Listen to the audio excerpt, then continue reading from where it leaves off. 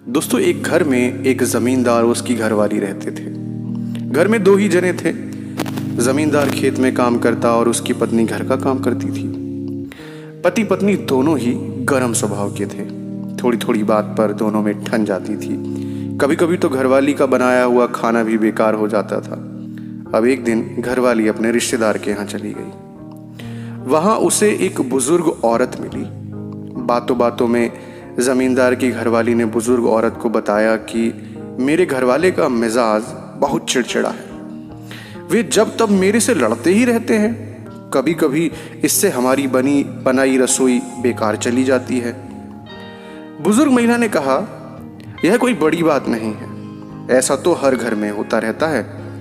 मेरे पास इसकी एक अचूक दवा है। जब भी कभी तेरा घरवाला तेरे से लड़े तब तुम उस दवा को अपने मुंह में रख लेना।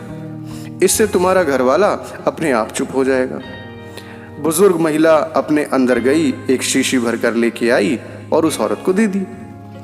जमींदार की घरवाली ने घर आकर दवा की परीक्षा करना शुरू किया।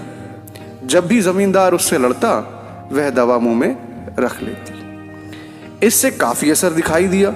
जमींदार का लड़ना काफी कम हो गया। यह देखकर वह बहुत खुश हो गई। वह खुशी खुशी बुजुर्ग महिला के पास गई और कहा कि आपकी दवा तो बड़ी कारगर सिद्ध हुई। आपने इसमें ऐसा क्या डाला है, जरा बता दें। मैं इसे घर में ही बना लूंगी, बार बार आना जाना मुश्किल हो जाता है। इस पर बुजुर्ग महिला ने जवाब दिया कि जो शीशी मैंने तुम्हें दी थी उसमें सिर्फ पानी के सिवाय और कुछ नहीं था। तुम्हारी समस्या का हल तो तुम्हारे चुप रहने से हुआ है।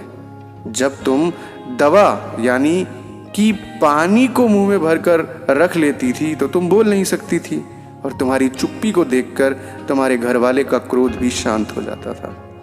इसी को एक चुप 100 सुख कहते हैं। बुजुर्ग महिला ने जमींदार की घरवाली को सीख दी कि इस दवा को कभी भूलना मत, और अगर किसी और को जरूरत पड़े तो आगे भी लेते रहना।